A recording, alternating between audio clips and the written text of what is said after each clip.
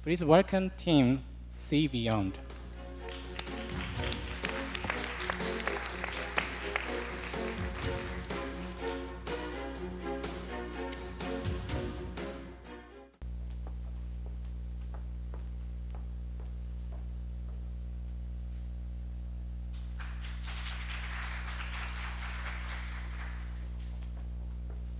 Hello, ladies and gentlemen. Good morning once again. And we are so delighted to be here this morning. We are Team Seabeyond, and today we will be introducing several proposals for the jurisdictional liability and the regulations for unmanned ships or MAS. Before we begin, we would like to point out how our agenda connects with the TDCs and the SDs of IMO. Our proposals for overseeing and encouraging the incorporation of MAS will foster a safe culture of shipping while integrating state-of-the-art technologies to use in our daily operations. I will provide a more detailed explanation of this when I am introducing the anticipated benefits of MAS. Currently, the study for MAS is gaining momentum as there are many public and private ongoing projects around the world. There is the Birkeland project of Norway, the cooperation between the Japanese Ministry of Land and the Mitsui Corporation, and the Rolls-Royce Corporation, which has received the funding of the European Union to use MAS in our domestic and international routes. There are two anticipated benefits of MAS. The first is economic benefits. Kreutzmann says that there are two scenarios when MAS are used. First, only the crew is reduced. And secondly, the crew is reduced while fuel efficiency is increased. In both cases, it is true that the construction cost of MAS is higher than that of ordinary ship vessels. However, the reduction of costs from the lack of crew enables more room for freight and no need for heating or ventilation systems. These benefits are more larger than the drawbacks. The second is increased safety of shipping operations. According to many articles and studies, 85% of maritime accidents happen because of human crew. Using big data to navigate through the risks and the environmental changes will enable and supplement the shortness of insight. And below is a graph where you can see that the incorporation of MAS will significantly reduce the likeliness of accidents in all major areas. Lastly, I will introduce how MAS are defined in differing tiers according to the levels of autonomy, and this was adopted in MSC's 99th session. First is the ship that only uses automated processes to assist the human crew. And second is the ship that has remote operators but also has human crew to aid them in times of need. And thirdly is the remotely operated ship without any human crew. And finally, there is the fully autonomous ship. As research in this field carries on, it is obvious that ships will become more and more automated. However, current judicial restrictions and discrimination hinders researchers from fully engaging in this field. And that is why our next speaker, Ji-Young Kim, will propose some adjustments to related maritime statutes. Thank you.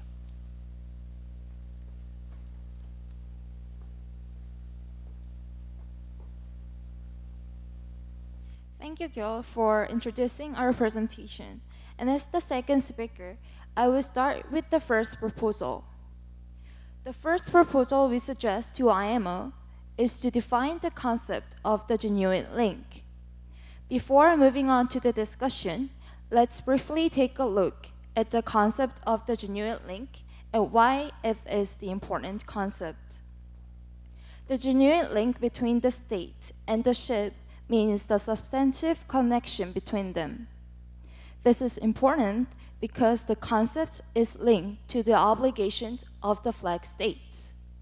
It ensures the states to effectively exercise its jurisdiction and control over the ship flying its flag. In general, to establish the genuine link, the vessel has to attain its nationality.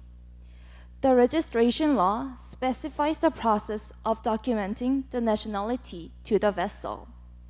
Although the law differs from the nations, they all grant the nationality to the ships, and this makes the basis for the genuine link.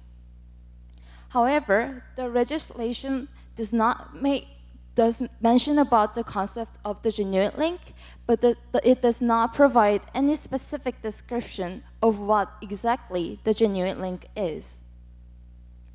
For example, we can see here that genuine link is mentioned in both of the conventions, but it is still unclear what is exactly required to constitute the genuine link.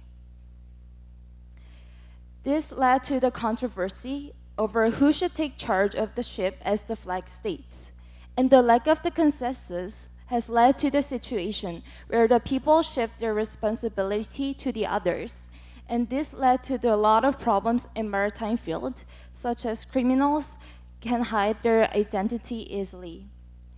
The situations become worse in case of mess. As there are no crews working on board, the problem of who should take charge of the ship becomes more serious. Therefore, we are going to provide the definition of the genuine link by providing the 3 key elements. We refer to the UN Registration Convention, which stipulated the 3 main components of the genuine link. Firstly, the ownership. Conceptually, to make the connection between the ship and the state, it is natural to include the ownership as the key element of the genuine link. The owner of the vessel should take the responsibility for the operation and control over the ships. Next, the nationality of the operators. For the traditional ships, it was required that certain amount of vessels should be on the board, and it ensures the genuine link. And in case of mess, we switched the traditional crews to the remote operators, as it requires certain amounts of operators to be the state citizens. This idea basically assumes that the status of the traditional sea crews can be replaced by remote operators. Because remote operators are working ashore, it may seem a lot strange that the operators can replace the traditional crews. However, the function is important, not the location where the function is performed. The remote operators, although they are not on the board, can still carry out the tasks as the traditional crews. The last factor, the management of the ship. This means that there should be management officers or representatives who are in charge of the operational services of the ship within the flag state. Because the concept of the genuine link is to lay down the duties and rights to the flag states, it is essential to consider who is responsible for the management of the ship. To sum up, establishing the genuine link between the ship and the ship and the state is important, as it is connected with the duties and rights of the flag states. However, the act of registration alone does not establish the genuine link, and there is no clear definition of what the genuine link is. So we suggest IMO to define the genuine link by providing the fundamental components.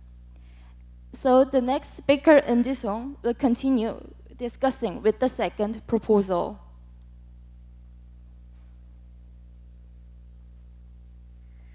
Thank you, Jia. I'll discuss the current regimes of liabilities in autonomous vehicles and refer to several solutions for unclear liability of mass. First of all, let's take a look at unmanned aerial system. First, in case the drone is carrying the cargo, it will be the carrier who is strictly held liable.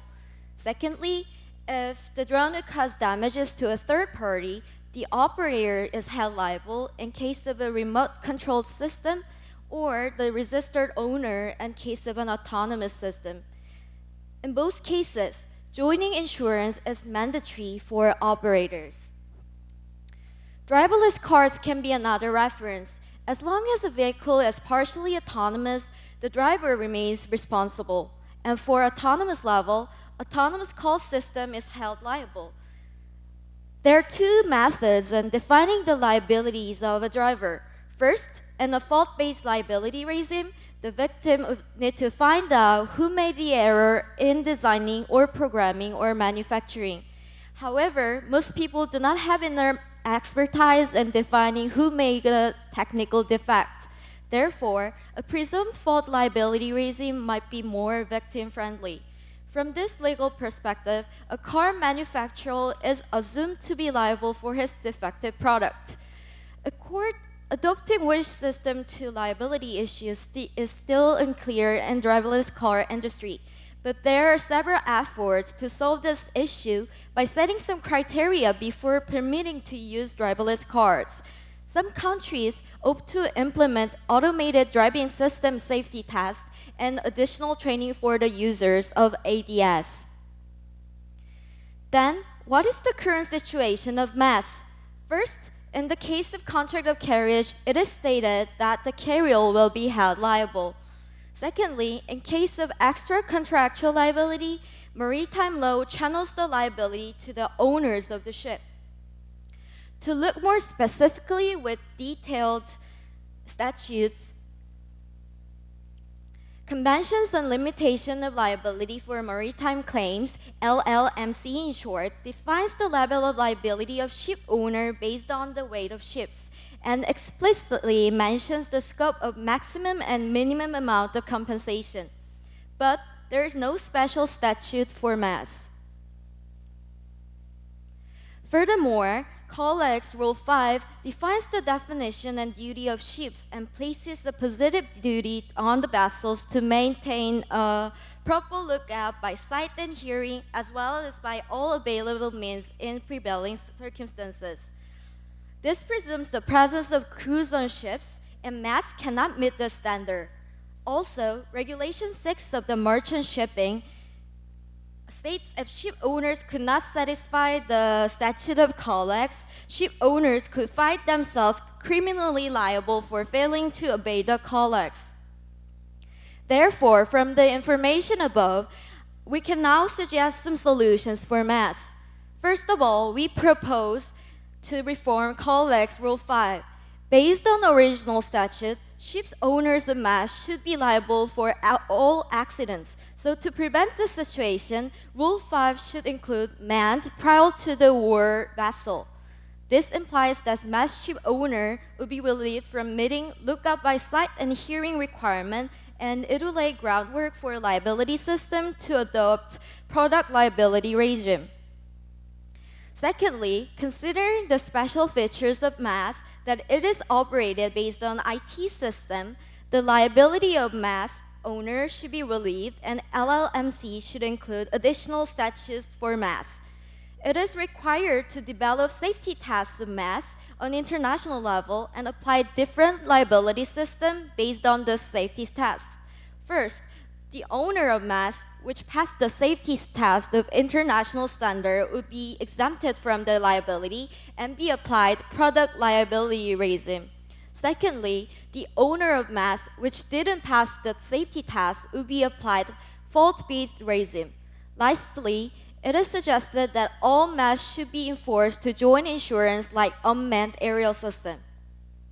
We request that chairs of Legal Committee and the Maritime Safety Committee complete evaluating the agenda before the MSC's 100th session. Thereafter, statutes related to the legal stance and liability of MAS will be revised accordingly to IMO Strategic Plan of 2018 to 2023. In conclusion, we call for the fulfillment of requirements for these requests to be fully in action. Related committees can include these requests in their output list by 2021. By then, it is expected that the overall systematic efficiency of MAS would enhance significantly. Thank you for listening.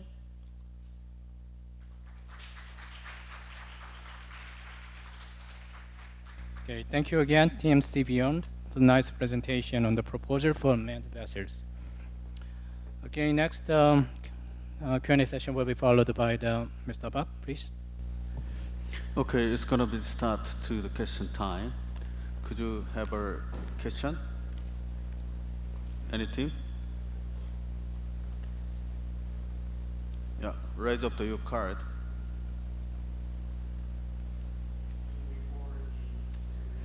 Okay, another teams. Okay, Utopia. Thank you, Chair. This is Team Utopia. Speaking of the mass ships, there will be circumstances where technical problems arise, something that is irrelevant to the operators who is on shore, which is irrelevant to the operators' policies or faults. So regarding those cases, wouldn't holding the liability to those operators deter the prosperity of the mass market in a long-term perspective?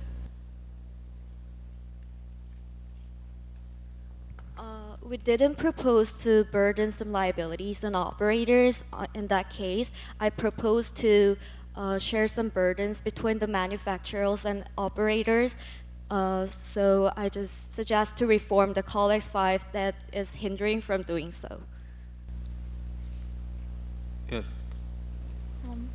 To make a follow-up question to the answer provided by the presenter, even if we include operators and the manufacturers for those who would share burden for those faults, since they are all the members of entities who compose this market, wouldn't that fact as well deter the market in the long term?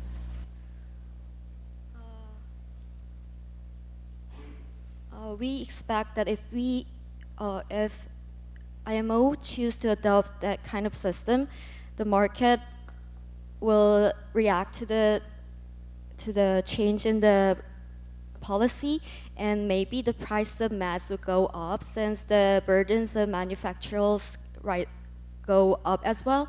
But we thought that it couldn't be a great problem in the industry. Any questions? Okay. Hephangi. Thank you, Seabeyond, for your presentation. This is Sea Fungus. You've mentioned that 85% of the accidents by human crews accidents are caused by human crews, and we do agree with this, but it doesn't define that remotely controlled ships are safe. It can be manipulated by hackers, such as man-in-the-middle attack and the Maersk ransomware attack in the Maersk shipping company, which happened last year. So how are you going to deal with this security and safety issues? Thank you for your question. And responding to your question, we thought that we should have multiple layers to back off cyber attacks, and also we thought that if we could research beforehand what these attackers want and what is valuable to us in our security system, we can prevent these attacks from happening. And even so, if the attacks happened, if these information are secured in multiple areas, then an attack of one area won't necessarily mean that the whole information system is hacked. So we thought we could kind of supplement that problem. Okay, thank you for your question, and we have one more question to ask. Thank you for your answer once again. And if you look at page 5 of the presentation, it says that the cost of the navigating vessels will decrease due to the reduced expenses on crews. It doesn't matter, it's okay. So, however, it is one of the IMO's plan to fully automate the machineries on board. How are we going to deal with the cost as it skyrockets? Implementing the full machineries is surely gonna be expensive. Also, you've also mentioned that the plan will be over till 2030, which is probably provided by Rolls-Royce. Is it possible to integrate the full automate system in this short term? Because integrating the fully automated system is taking seriously longer than we expected. I'm sorry, but I think your question is comprised of two parts, so could you repeat the first part, please? So if you look at the page 5, it mentions that the cost of navigating vessels will decrease due to the reduced expenses on crews. However, if it's replaced by the machineries, it is one of the IMO's plan to fully automate the machineries on board. So how are you going to deal with this cost as it skyrockets? I think the changing of ships from the ordinary vessels to mass should happen in a slower order than changing the regulations related to this incorporation. So while we propose that the adjustments of regulations should happen before 2023, we do not necessarily mean that we should change all of the machinery by then. And to respond to your second part of the question,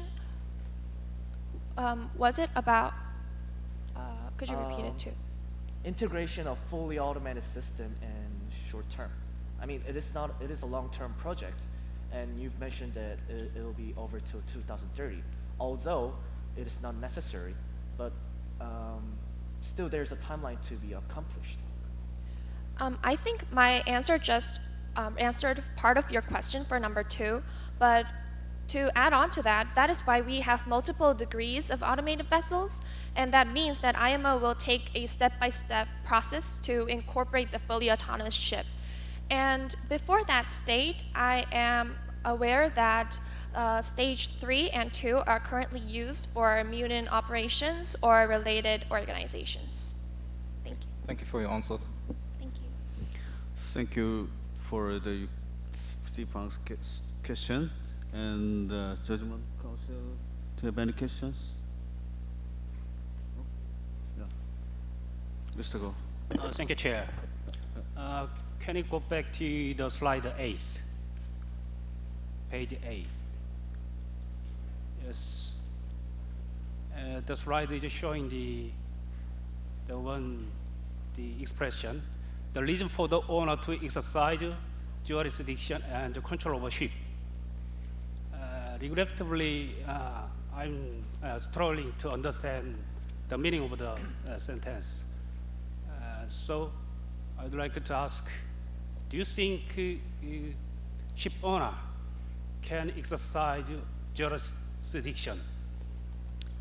I just added this presentation and this sentence in order to just clarify that the basis of the genuine link is the concept of the genuine link is based on the ship's nationality, which is first precedes by the registration of the ships.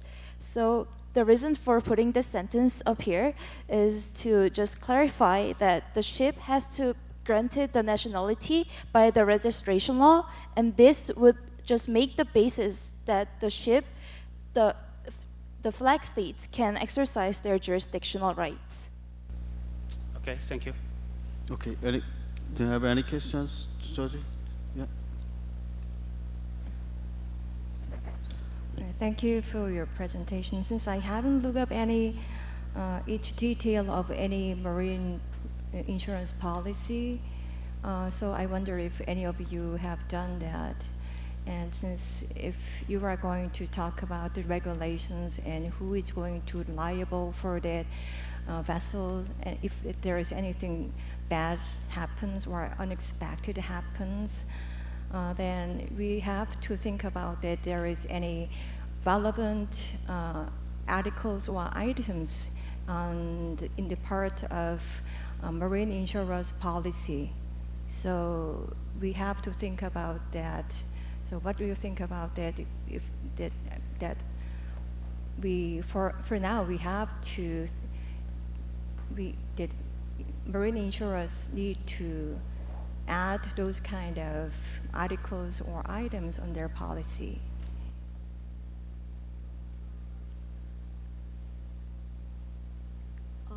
We didn't discuss that much detailed information, but as for now, I think that